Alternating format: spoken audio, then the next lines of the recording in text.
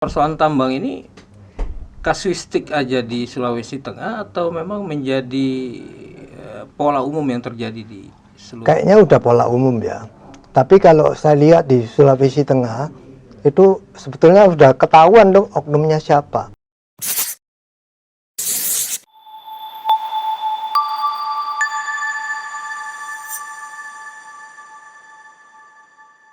Assalamualaikum warahmatullahi wabarakatuh.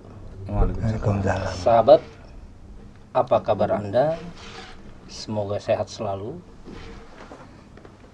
Rasanya diskusi kali ini akan sangat spesial karena tamu-tamu yang hadir di Elemen Channel bekerja sama dengan Lingkar Studi Masyarakat dan Hukum. Ada Bang Bonyamin Saiman. Ya. Apa kabar Bang? Baik. Ada Siap Pak selalu. Dr. Tirto Ya, juga sudah hadir. terima kasih. Dan sebelum saya mulai, sahabat pasti selalu mendengar bahwa negeri ini kaya. Negeri ini adalah negeri yang gemah ripah loh jinawi. Tapi kemudian sampai pada akhirnya nyaris kita tidak percaya atau kita tidak bisa memastikan apakah ini fakta atau mitos. Karena apa? Karena korupsi yang begitu sistemik dan masif. Sampai akhirnya kita percaya bahwa korupsi adalah sebuah budaya yang sulit hilang di negeri ini. Dalam kasus ini kita akan bahas persoalan pertambangan sebagai kasus di Sulawesi Tengah. Pertambangan nikel ini kan hanya di 4 provinsi ya, Bang ya, di Sulawesi dan Maluku. Dan ini akan kita jadikan sebuah bahasan apakah ini menjadi gambaran umum terhadap persoalan korupsi di pertambangan di seluruh Nusantara. Bang, saya mencoba mengkonfirmasi adanya LO yang kemudian dijadikan dasar untuk menghidupkan tambang ilegal atau tambang bermasalah. Kejadiannya tahun berapa sih Bang? Ya, kejadiannya kira-kira 2 tahun yang lalu lah. 2 tahun yang lalu. Kira-kira itu 2 sampai ya 2 tahun, 3 tahun yang lalu lah kira-kira gambarnya itu. Itu Dan ada ini berapa? sebenarnya dasarnya adalah investigasi majalah Tempo sebenarnya. Dan saya menindaklanjuti aja bahwa ada dugaan puluhan legal opinion yang diduga diterbitkan oleh oknum pejabat Kejaksaan Tinggi Sulteng yang diduga menghidupkan IUP yang mati atau IUP yang sebenarnya tidak ada atau fiktif karena basicnya itu tidak ada di register awal zaman bupati itu masih berwenang. Nah, artinya itu bisa aja di backdate itu. Ada berapa tambang yang bermasalah yang kemudian hidup dari LO Kejaksaan Tinggi di Sulawesi Tengah ini? Tanda kutip sebenarnya belum hidup beneran sih, baru mau sedang akan hidup sebenarnya gitu. Jadi ada peraturan dari Kementerian SDM, izin-izin yang telah mati, expired atau tidak memenuhi syarat segala macam itu bisa kemudian diproses lebih lanjut kalau ada pendapat itu dari yang berwenang. Nah, berwenang itu di breakdown lagi ada 2 nampaknya, dari auditor itu kalau tidak salah BPKP dan juga dari kejaksaan gitu.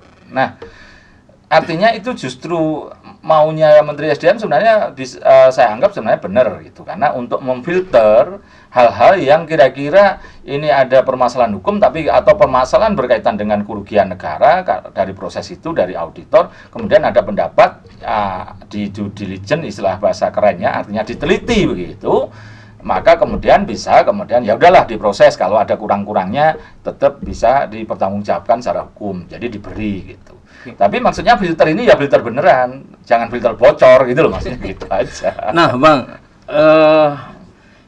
sekitar 50-an LO. Ya, puluhan lah pokoknya. Puluhan. Ya, bahkan di atas 50 nampaknya gitu. Menghidupkan berapa tambang yang bermasalah?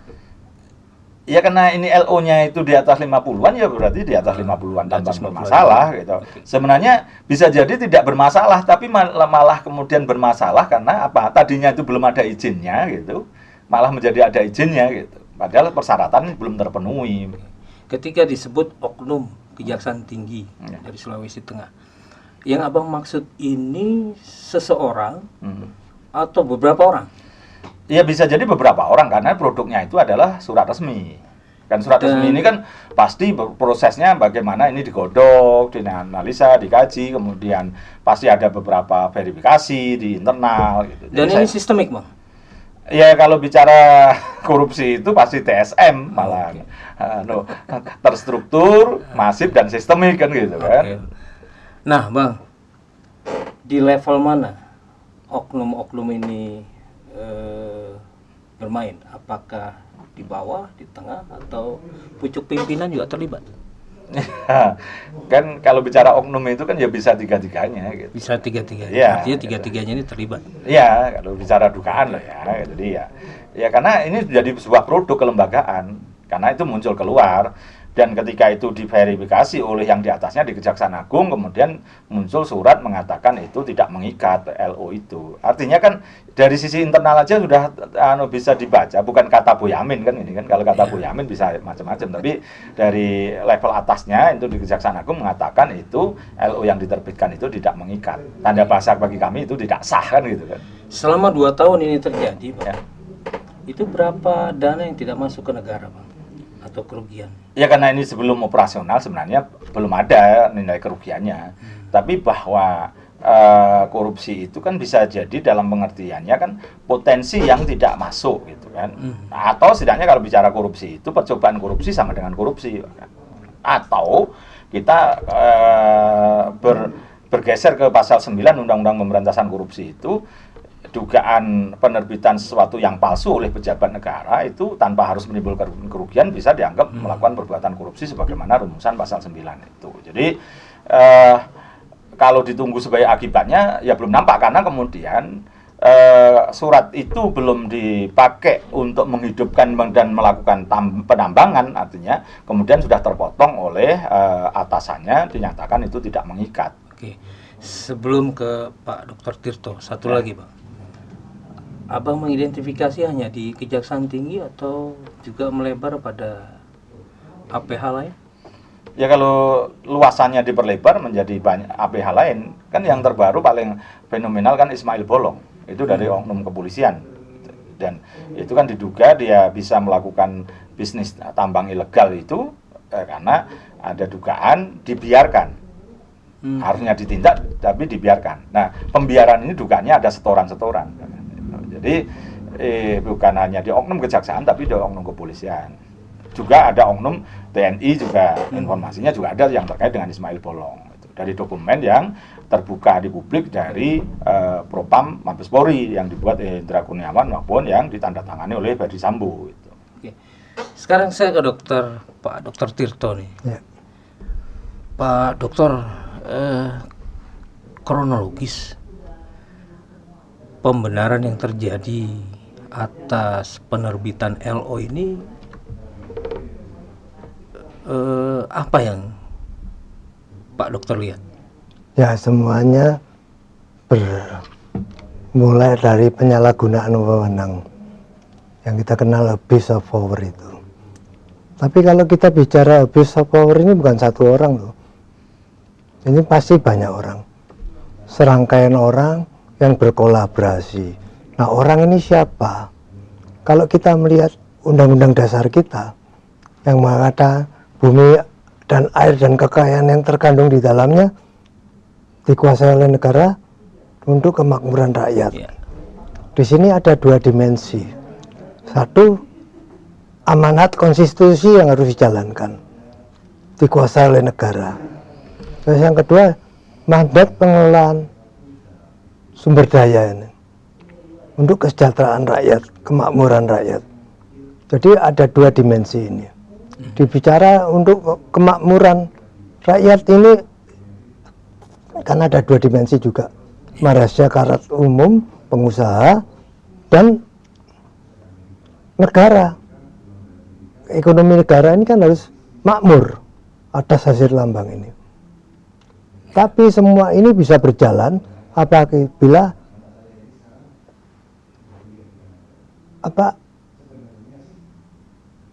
mandat konstitusi ini berjalan dengan benar. Kalau amanat konstitusi tidak dijalankan dengan benar, ini tidak bisa makmur, baik masyarakatnya, pengusahanya maupun negaranya. Kita semua tahu, kalau kita mengatakan oknum, itu kan semua dimulai dari mental. Tadi sempat disinggung masalah menjadi budaya korupsi. Ya sebetulnya mental. Maka itu dibentuklah badan hukum yang independen, yang perintahnya adalah memberantas semua ini, merubah budaya ini. Antara lain KPK. Kalau dari masyarakat ini muncul ICW, Maki dari Bang Boyamin. Ini semua udah bagus. Cuma yang kita lemah ini adalah kontinuitasnya. Masyarakat hanya dihebohkan dengan penangkapan koruptor yang semakin berhari semakin besar. Terus metode pemberantasannya kemana? Itu yang saya lihat. Pak Dokter melihat sudah ada dampak, walaupun tadi Bang Boyamin bilang belum ada kerugian yang bisa dilihat, baru sebatas potensi, tapi sudah ada dampak kah? Oh jelas. Kalau kita bicara kemakmuran, itu kan amanat konstitusi. Sekarang kita lihat rakyat kita udah makmur belum? Kita ini negara sosialis bukan kapitalis. Karena kita keadilan sosial bagi seluruh rakyat Indonesia.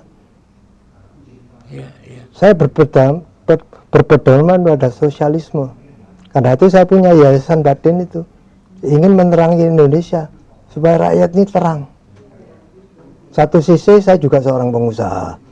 Maka saya sisihkan hasil usaha saya untuk menerangi Indonesia. Jadi tidak semata-mata ini kita dari budak uang. Cuma tahunya pengusaha cari uang dengan cara-cara yang tidak benar. Bahkan berkolaborasi dengan aparat penegak hukum tadi. Yang mentalnya udah rusak. Karena dia merasa bagian dari masyarakat. Karena itu instruksi mandat konstitusi. Demi kemakmuran rakyat. Termasuk saya rakyat. Kan begitu. Ini pola-pola koruptif di persoalan tambang ini kasuistik aja di Sulawesi Tengah atau memang menjadi pola umum yang terjadi di seluruh? Kayaknya udah pola umum ya. Tapi kalau saya lihat di Sulawesi Tengah itu sebetulnya sudah ketahuan dong oknumnya siapa. Mungkin Bang Boyamin lebih tahu. Boleh disebutin inisialnya, Bang? Saya udah terlanjur jadi detektif partikelir, maka saya distribusikan ke penegak hukum. Dan cara membuka saya nanti kalau mangkrak saya gugat pra peradilan sehingga dengan demikian muncul nama itu seperti the kingmaker itu kan.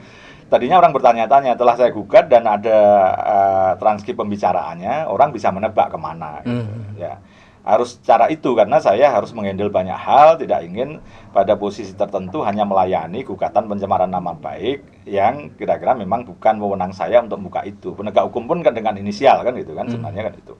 Meskipun KPK juga inisial tapi namanya juga dijelaskan. Tapi kan mereka berwenang, kalau saya kan partikelir ini kan. Nah, itulah yang justru saya soal kerugian tadi sebenarnya negara juga sangat dirugikan. Karena apa? Harusnya ini bisa ditambang segera dengan benar. Misalnya ini ada jaminan reklamasi, itu kan harus dibayar memang. Negara dapat pendapatan dari situ. Nah ini bisa aja LO itu tadi sebenarnya belum ada jaminan reklamasi karena kan terbitkan. Dan juga biasanya tanda kutip yang motong kompas ini kan biasanya kan tidak memenuhi syarat atau tidak punya kemampuan. Dari sisi permodalan, keahlian bisa macam-macam. Dan sehingga nanti nambangnya juga pasti jelek. Ujung-ujungnya pasti rente lagi, dijual lagi izinnya itu kepada lain mengambil keuntungan dan kemudian malah jadi rente itu bertingkat-tingkat sehingga negara dirugikan. Tapi kalau kemudian ini diproses dengan benar, kemudian dibuka seterang-terangnya tadi, izin juga diberikan secara transparan, diajukan oleh pengusaha benar, segera ditambang, hasil ditambang ini bisa membantu ekonomi kita yang merosot karena COVID. Nah, itu pengusaha juga untung bisa menambang, negara dapat devisa dari istilahnya itu adalah royalti 13%, PNBP, terus biaya keluar, macam-macam. Justru sebenarnya pemerintah itu berkepentingan segera ditambang. Ya. Gitu loh. Tambang-tambang kita secara tambang dan kemudian menghasilkan kalau ini perusahaannya benar kan bisa jualan saham di bursa saham. Betul. Gitu loh. Sehingga juga akan terjadi perputaran uang di bursa saham. Ada pajak juga di situ. Terus kemudian tenaga kerja, ada jaminan hari tua, macam-macam banyak hal multi efeknya ketika ini dilakukan benar. Tapi kenapa tidak dilakukan benar? Karena banyak oknum yang ingin mengambil keuntungan. Sedikit aja. Ya. Kesimpulan dari LO yang dianggap menyimpang ini bunyinya apa sih, Bang? Ya sederhana aja bahwa perusahaan X ini itu loh bisa diberi kesempatan untuk melakukan penambangan. Itu aja kesimpulannya, kira-kira gambarannya begitu. Nah, dalam bahasa yang kalau itu bisa diproses benar kan sebenarnya tidak perlu LO. Untuk LO ini kan seakan-akan tanda kutip legalisasi terhadap yang tidak legal. Sehingga perlu penerbitan itu gitu. Dan itulah yang kemudian sisi lain juga di Sulteng itu justru ada pengusaha yang benar dapat izin, sudah nambang pakai kontraktor. Nah, tiba-tiba ini diproses hukum seakan-akan ada korupsi karena si kontraktor itu dianggap dipotong bahwa dia tidak punya izin. Ya tidak mungkin dia punya izin dong kontraktor. Gitu loh. Dan alasannya kemudian dicari-cari yang memberikan pekerjaan itu direktur yang diduga ada sengketa pemegang saham. Lah itu kan urusannya keperdataan. Dicari-cari lagi begitu. Setelah tidak ketemu, ternyata dia hanya kontraktor dan ternyata malah ada izinnya. Dicari-cari ada sengketa pemegang saham. Nah, ini justru yang udah pengusaha benar, punya izin benar, memenuhi syarat, nambang, udah jalan, sudah ekspor, sudah bayar royalti, PNBP segala macam malah tanda kutip diganggu. Jadi nampak kemudian pada posisi ini oknum ini menjadi yang belum dapat izin malah seakan-akan dibantu mendapatkan izin dari ilegal menjadi legal, yang sudah legal diganggu seakan-akan ada persoalan hukum di situ. Gitu. Kalau kepala kejaksaannya diduga terlibat nggak, Bang? Saya tidak bisa nyebut itu biar nanti proses akan membuka itu gitu. Oke, Pak Dokter, 50 LO kebobolan yang luar biasa. Kok bisa? Apa pendapat Pak Dokter? Yaitu penyalahgunaan wewenang. Jadi selalu didahului. Kejahatan itu kan selalu mendahului. Gak artinya dari fungsi pengawasan atau? Saya rasa pengawasan setiap institusi itu ada. Tapi tidak berjalan. Maka kita sudah masuk ke pemberantasan. Bukan pencegah lagi, kita ini tahap pemberantasan. Karena oknumnya terlalu banyak kalau kita pakai kata oknum. Sebetulnya kalau kita bicara gitu, kesannya negara kita udah rusak. Saya lebih suka pakai kata-kata person ya. Ini kan orang per orang, tapi bentuk jaringan. Kalau di presentasi dari Kejaksaan Tinggi di Sulawesi Tengah, yang disebut oknum ada 60%. Kalau kita bicara penegak hukum, itu instruksi dari atasan. Berarti 100%, Bang. Setidaknya bahasanya gini, tanda kutip dalam tindak pidana extraordinary crime itu kayak teroris dan narkoba, tahu tidak melapor aja kan salah. Kalau ini terjadi paling tidak bukan sekedar tahu tidak lapor, tapi diam. Diam, Bang, itu juga bisa pembantuan gitu kan. Begitu kelihatan diskusi ini dapat kesimpulan lemahnya pengawasan. Apa pendapat Bang Bonyamin dan Pak Dr. Tirto terhadap partisipasi masyarakat? Apakah juga lemah dalam mengawasi persoalan ini? Dulu gegap gempita reformasi itu semua orang mengawasi dan itu juga penguasa kita takut itu. Tapi perjalanan waktu orang kembali kepada perut itu dan semakin berkuranglah masyarakat sipil yang melakukan kontrol. Media juga begitu, pada posisi dulu menjadi isu bersama korupsi, tapi kemudian menjadi isu politik yang lebih dominan. Itu. Dan saya tidak menyalahkan semua itu karena berproses itu. Dan inilah saya juga tidak ingin menyalahkan siapapun di sini. Ya kita semua sebenarnya kalau klise begini ya kita salah. Saya pun salah karena dalam tataran tertentu ya ini metode tadi yang dikatakan Pak Dr. Tirto tadi menjadi sesuatu yang langka sekarang. Kita ini hanya trial by error, hit and run, sekedar bahkan tanda kutip pimpinan negara yang harusnya metodologis menjadi sekedar pencitraan begitu. Nah, ya, ini yang sangat pada posisi ini penguasa yang diberi amanah ini menjadi pecah amanah gitu. Abang nggak merasa capek atau saat ini banyak dukungan, terutama dari pemerintah? Ya setidaknya ada lebih baik. Buktinya kemarin saya diundang di mengisi materi di Rakernas Saber Pungli. Saya sudah bukan dilihat sebagai musuh lagi nampaknya. Dan saya pun sebenarnya butuh mereka. Saya teriak-teriak di luar. Tapi kalau tidak ada tindak lanjut seperti kasus Jiwasraya, Asabri, CPO minyak goreng, beberapa impor besi, macam yang saya beberapa jadi pelapornya gitu. Kalau saya teriak dan musuh mereka tidak diproses juga nggak ada gunanya juga gitu.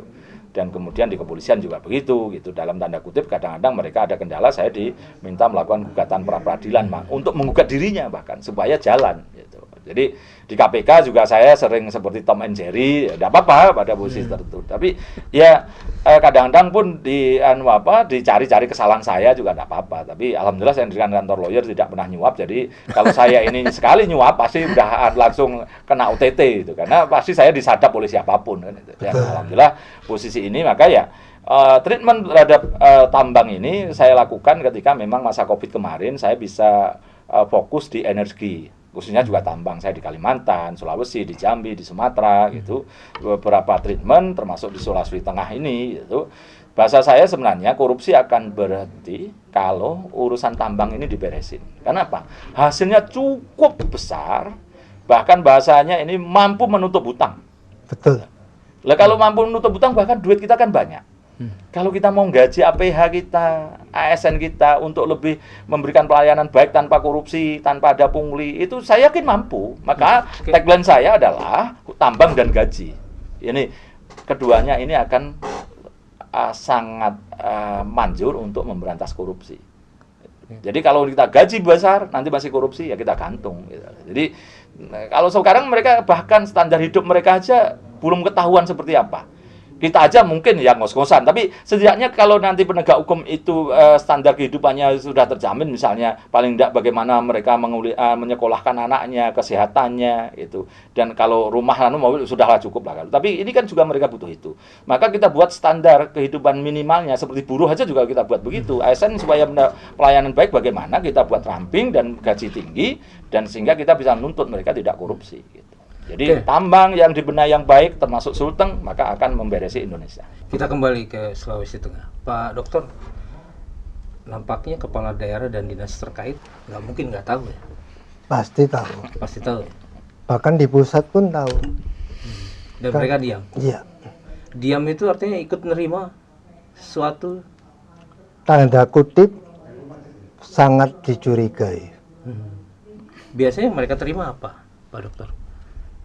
Ya, kalau kita bicara vulgar, kan ya pasti duit. Atau mungkin pembagian saham. Infonya kalau uang berapa besaran sih, Pak?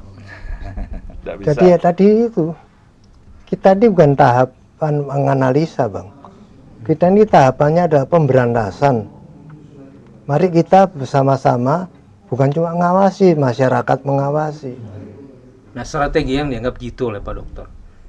Penegakan hukum yang tegas. Dalam hal ini KPK itu harus berfungsi maksimal memberantas siapa? Tapi Pak Dokter penegak hukum. masih percaya dengan KPK? Masih. Kalau masyarakat seperti Maki, masyarakat anti korupsi ini berteriak, saya yakin KPK masih mau dengar.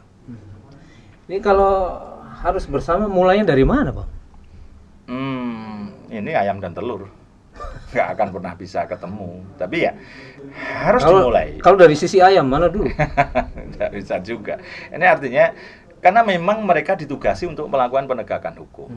Ya harus kita dorong dan kita paksa. Maka saya memformulakan gugatan pra peradilan memaksa perkara mangkrak atau perkara yang tidak ditangani. Itulah salah satu strategi saya untuk memaksa mereka bekerja. Mereka sudah digaji, sudah ada tunjangan, sudah macam-macam gitu, fasilitas juga ada. Apalagi KPK ini kan nomenklaturnya kita maksimalkan. Sehingga mereka bahasanya itu untuk hal-hal yang misalnya yang berasal dari polisi tidak ingin kembali ke polisi karena apa? Kerja 5 tahun sama dengan dia kerja sampai pensiun. Karena mereka dan bisa melakukan idealisme di situ, tidak perlu korupsi. Nah, itulah sebenarnya kita paksa mereka mestinya dalam konsep yang besar begini. Tata kelola tambang yang baik, bukan sekedar OTT. Kalau OTT Itu tiap hari bisa OTT, sehari 2 kali pun bisa, 3 kali seperti minum obat bisa, karena itu seperti berburu di kebun binatang, mulai camat, lurah, kepala desa, mungkin bupati, DPRD, sampai level pusat DPR RI, menteri juga di departemen kementerian-kementerian itu kalau mau OTT setiap hari bisa, apalagi punya alat sadap yang mungkin lebih canggih. Tapi itu kan tidak akan menyelesaikan masalah. Kuncinya di tata kelola pemerintahan yang baik. Kuncinya bukan sebenarnya di penegakan hukum. Siapa yang mulai adalah tata kelola pemerintahan yang baik, yaitu di eksekutif, yaitu di presiden. Sepanjang dia tata kelola yang baik itu menyangkut anggaran, izin, lebih transparan, tidak ada kong-kali-kong, tidak ada pungli segala macam, semua beres sebaik. Dan penegakan hukum itu hanya sebagai ultimum remedium. Jadi itu ketemu ayam dan telurnya. Gitu. Bang, kalau pemerintah diharapkan memiliki tata kelola yang baik, eksekutif misalnya, tapi kemudian masuknya mereka lewat satu kontestasi yang juga tidak bisa bertanggungjawabkan, juga nggak selesai kan, Bang? Ya, Artinya saya ingin bilang gini ke Pak Dokter. Pak Dokter punya kecurigaan nggak bahwa tambang-tambang ilegal ini punya konsesi terhadap pemenangan-pemenangan politik dalam kontestasi di daerah maupun nasional? Sangat mungkin. Kalau begitu, apa alasan kita untuk bisa optimis, Bang? Bangsa ini harus dibangun dengan optimis. Betul. Kalau kita pesimis sudah bubar kemarin-kemarin kan, gitu kan. Bangsa ini terlalu kuat untuk menghadapi krisis apapun dan itu sudah terbukti. Dan kita tinggal mendorong untuk itu. Ya kita dengan salah satu kuncinya jangan pesimis itu. Kita tetap optimis bahwa negara ini akan tetap baik, tetap akan mampu menghadapi krisis-krisis yang akan terjadi. Krisis apapun sudah pernah kita lewati, politik, ekonomi, hukum sudah sampai separah-parahnya, tapi kita tetap negara ini tegak. Nah, maka kita dorong itu bahwa konsep ini bahwa kemudian pemberantasan korupsi termasuk tata kelola yang baik itu adalah termasuk money politik yang memang membebani kontestasi tadi. Dan saya jamin bahwa memang beberapa daerah-daerah yang kaya tambang kemudian terkorelasi kepala daerah itu sepanjang didukung oleh pengusaha tambang yang besar akan terpilih. Dia memusuhi pengusaha tambang besar pasti kalah kemudian. Karena memang untuk menjamin keberlangsungan itu. Maka ini kita buat aturan-aturan anti money politik yang lebih kuat. Dan kemudian sumber pendanaan pemilu kita perjelas, partai politik maupun calon-calon, gitu. Dan sekalian kayak di negara maju diumumkan siapa yang nyumbang dan konsesi apa yang akan dia dapatkan, misalnya begitu. Nah, dengan begitu kita akan semakin istilahnya mengurangi, meminimalisir, bahkan menghambat proses itu semakin berkembang. Level kita ini kan menahan supaya tidak lebih jatuh aja. Pak Dokter, apakah cuma Maki yang berani di Sulawesi Tengah untuk menggugat ini? Atau ada lembaga lain? Saat ini yang saya lihat Maki yang paling vokal. Kalau dulu di awal-awal berdirinya KPK, saya masih ingat kevokalannya ICW. Tapi sekarang sunyi senyap. Apa artinya hanya cuma Maki yang vokal untuk konteks perlawanan masyarakat di Sulawesi Tengah? Masyarakat sudah jenuh. Kalau tidak ada ketegasan dalam menindak pemberantasan korupsi. Termasuk kampusnya? Kenapa? Termasuk kampusnya? Iya. Organisasi kemasyarakatan pemudanya? Termasuk, tokoh agama? Semua udah apatis kalau kita mau jujur. Kita sebagai akademisi mengajar di kelas, kita selalu mengatakan idealnya bertata negara yang baik. Faktanya semuanya nggak jalan. Kita selaku pengusaha, pelaku usaha, sering didatangi aparat penegak hukum yang aneh-aneh. Saya juga masih ingin penasaran dengan Pak Dr. Tirto ini. Jadi ketika LO ini dianggap sumber masalah, penampakan Kejaksaan Tinggi Sulawesi Tengah sekarang seperti apa? Apakah menunjukkan budaya malu, menunjukkan suatu niat ingin mengkoreksi atas apa yang dianggap salah, atau biasa saja? Yang ketiga, biasa saja. Ada potensi menambah LO lagi atau? Saya rasa masih begitu. Ini akan berlangsung terus selama tidak ada pemberantasannya. Karena buat dia aman-aman aja. Jadi potensi LO ini akan terus bertambah. Nah, Pak Dokter, ketika potensi ini akan terus bertambah LO, sementara belum ada satu tindakan tegas dari pusat, katakan gitu Bang. Nah, apakah kemudian ini juga menjadi sesuatu yang menguntungkan masyarakat? Dalam arti pada akhirnya hidupnya tambang-tambang ini yang ilegal ini juga menyerap katakanlah banyak tenaga kerja masyarakat, mengalir bantuan kepada organisasi pemuda, bantuan membuat ini dan itu. Artinya kan akan semakin senyap Bang. Ya, kemarin Ismail Bolong dalam video itu ketika dia merambah hutan lindung untuk tambang mengatakan dia membantu masyarakat yang sedang kena COVID. Ya Robin Hood itu. Iya. Ya. Tapi apa kita terima Robin Hood? Kan enggak juga. Tapi dalam budaya masyarakat Robin Hood seperti itu kan diterima, Pak Dokter. Robin Hood itu kan mitos. Adakah di Indonesia Robin Hood beneran? Karena yang bener itu Robin Hood mitos. Kejahatan selalu dengan mitos. Bahwa Dalam dia Robin Hood. Maksud dari Bang Munyamin ini kan tanda petik bahwa suatu yang Itu dibuat sebenarnya maksud saya manipulatif gitu. Iya. Jadi kalau saya lihat gini, seperti yang tadi Abang katakan, ada masyarakat yang diuntungkan. Saya bilang masyarakat kecil, masyarakat yang mana? Tapi yang penting itu menguntungkan negara. Negara ini untuk masyarakat secara luas. Yang kalau metode yang digunakan ini merugikan negara, bukan menguntungkan. Artinya kan gini Bang, kalau yakin itu kemudian berkontribusi pada pemenangan kontestasi, kenapa nggak digiring pada persoalan golput? Ya akan lebih parah lagi kalau banyak Lebih orang parah. golput gitu kan. Nggak bisa, nanti malah keenakan mereka yang jahat kemudian Betul. malah terpilih karena membeli suara lebih gampang. Sepakat. Kalau yang golput itu 60% ya cukup beli 40%, separuhnya 21% cukup gitu. Ya, malah lebih parah lagi. Ya, konsepnya kan bisa jadi menguntungkan rakyat kecil sekitarnya. Tapi bahwa yakinlah kalau ini ditambang dengan benar, menguntungkan negara, masyarakat kecil tadi tidak hanya terbantu dari sisi penghasilan sehari-hari, tapi dari sisi pendidikan akan lebih murah, kesehatan lebih murah. Dan juga membantu seluruh rakyat Indonesia. Gitu. Jadi ini yang konsep bahwa Robin Hood itu ini pasti manipulatif. Sebenarnya hisapan dari penjahat gitu untuk memanipulasi seakan-akan dia dermawan. Dan biasanya begitu gitu, dan seakan-akan dermawan. Tapi konsepnya dia bahwa mencuri dari negara, menghisap dari masyarakat juga sekitarnya. Harusnya masyarakat tadi dapat kesejahteraan secara umum, tapi kemudian dia hanya dapat 100.000 tiap hari. Untuk apa? Oke, artinya diskusi ini sepakat bahwa persoalan tambang ilegal di Sulawesi Tengah itu menunjuk pada Kepala Kejaksaan Tinggi, Kepala Daerah, Dinas terkait, Camat, Lurah,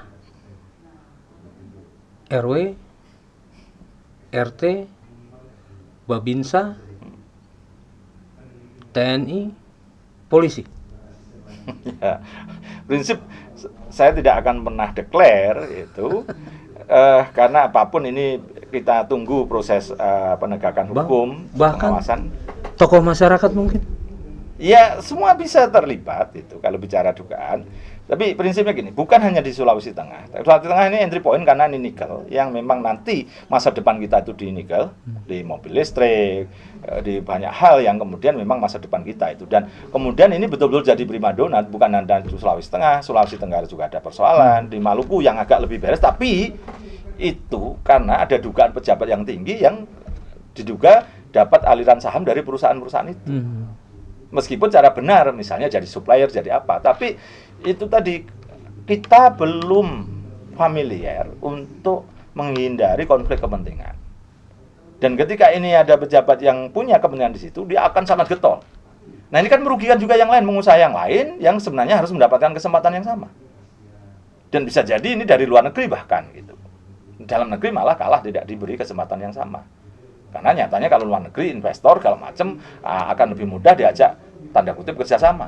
Gitu. Dan ini jadi bukan hanya sekedar Ismail Bolong atau di LO yang level menengah kayak begini, tapi di tingkat lebih besar saya mengatakan bahwa pungli yang paling harus diteladani untuk dihapus adalah pungli yang level tingkat bisnis peng-peng ini.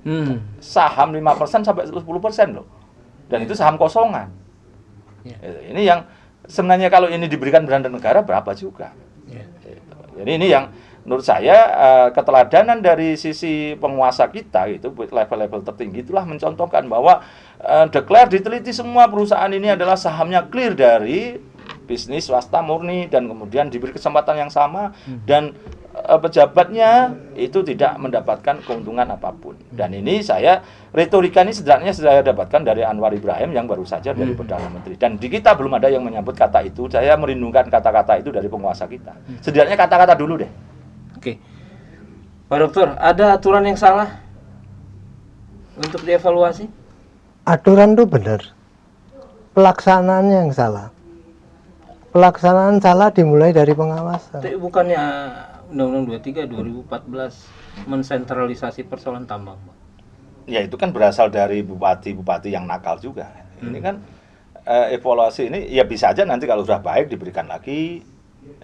Jadi sebenarnya dulu ketika diberikan kepada bupati-bupati maksudnya supaya menikmati dari, tapi kan banyak bupati yang nakal, sebagian besar nakal, kemudian ditarik ke pusat supaya lebih bisa diawasi.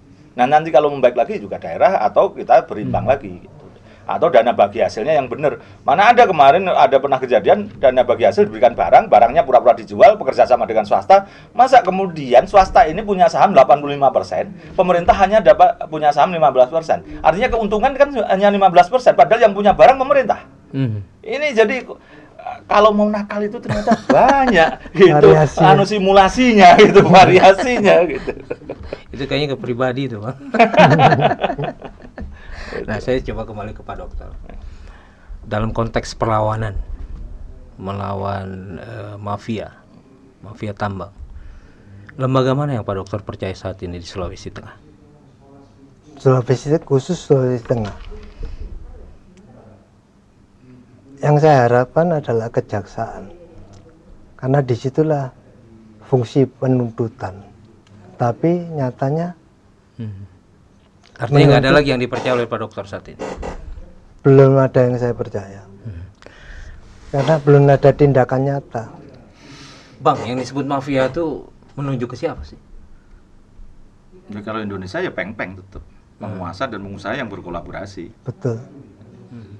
Kalau di luar negeri mafia itu kan swasta murni. Mengambil celah-celah atau memanfaatkan situasi yang gelap, gray area gitu kan. Tapi kalau di kita kan malah lebih parah lagi. Nampaknya justru oknum yang nggak oknum lagi, penguasa dan pengusaha kolaborasi untuk memanipulasi aturan sehingga bisa menghisap sumber daya alam, sumber daya anggaran juga gitu. Ini sampai ke tingkat presiden nggak, Pak? Sebenarnya presiden tidak tegas untuk menjadi panglima memberantas ini semua gitu. Dan nampak ada kegamangan karena presiden membutuhkan dukungan politik gitu. Sehingga ketika ada beberapa konteks yang lebih misalnya sederhana misalnya tentang impor komoditas itu, bawang, buah-buahan itu masih kuota-kuotanan dan itu oknum penguasanya titip itu 1.000 per kilo, 5.000 kalau daging itu juga masih berlangsung. Bahkan ada periode yang lalu itu ada istilah juputor, juru pungut, juru setor gitu. Dan nah ini yang menurut saya presiden di situ nampak kemudian gamang dan tidak berani tegas, itu juga salah juga menurut saya. Oke. Artinya menjelang 2024 nggak ada satu partai yang abang percaya untuk bisa menjadi bahan pembelajar saya masyarakat? Tetap akan di luar pagar, jadi tidak akan berkomentar di situ. Sendiri karena rakyat terlalu cerdas nanti ternyata pemilihan umum yang kita lakukan ini, pemilihan langsung itu rakyat sudah bisa membuat setidaknya ini jatuhnya tidak terlalu semakin dalam lagi gitu. Ada kepandaian itu gitu. Nah, mudah-mudahan ke depan semakin pintar lagi akan memilih yang bisa menahan jatuh itu pada posisi di situ, tidak lebih dalam, dan kemudian menaikkan. Saya masih percaya bahwa rakyat ini terlalu cerdas untuk kemudian bisa memilih pemimpin yang bisa memperbaiki keadaan.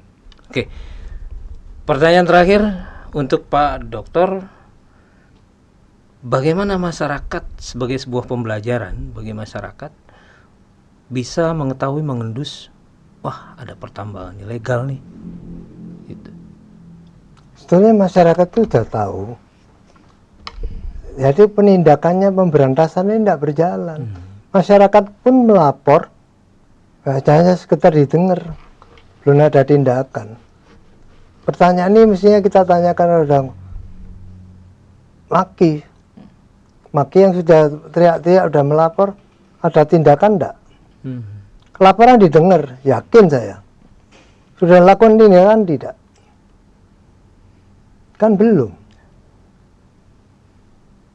Oke.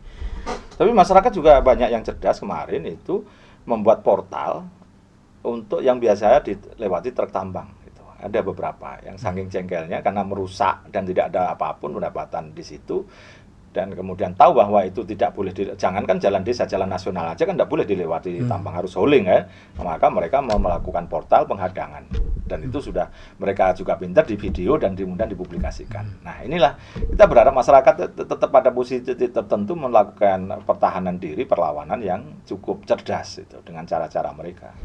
Dan inilah yang jadi kewajiban kita untuk tetap mendorong, menyemangati masyarakat untuk tetap berpartisipasi gitu.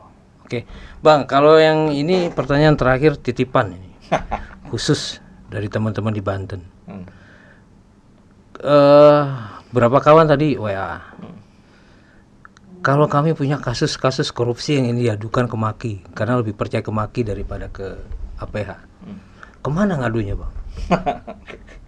Ya, saya termasuk paling membatasi gitu. Saya tidak punya medsos karena memang alhamdulillah level saya sudah meningkat menjadi detektif artikelir. Ya tetap teman-teman punya jaringan dengan cara sendiri bisa menghubungi saya, silahkan. Tapi memang saya tidak buka hotline karena bukan kewajiban saya untuk buka hotline. Ini adalah OTB, organisasi tanpa bentuk, tidak punya legalitas, tidak punya anggaran, tidak punya program kerja. Ini semata-mata pengabdian saya gitu, karena saya dididik sejak kecil untuk berilmu yang bisa bermanfaat dan dididik oleh LBH untuk menyumbang negara supaya ada perbaikan. Dan mohon maaf kadang-kadang saya kalau selektif itu ya bukan semata-mata karena saya lebih baik selektif tapi bisa bisa menjadikan trigger daripada saya urusi semua. Kalau saya mengurusi kepala desa udah berapa? Mengurusi kepala daerah, bupati, wali kota 500-an lebih berapa udah gitu. Pertanyaan keduanya, mohon maaf, Bang. Kalau ingin diadvokasi oleh Maki, bayar atau gratis katanya? Gratis, tapi ya itu selektif itu tadi. Oke, Bang. Bang Bonyamin, terima kasih sudah bersama kami. Pak Dr. Tirto juga terima kasih. Sehat selalu, karena Indonesia butuh Abang dan butuh Pak Dokter untuk terus mengawal perubahan dan mudah-mudahan berdampak pada satu kebersamaan untuk melawan korupsi. Sahabat, tentukan sikap Anda. Terima kasih. Assalamualaikum warahmatullahi wabarakatuh. Terima kasih. Makasih Pak Dokter. Ya.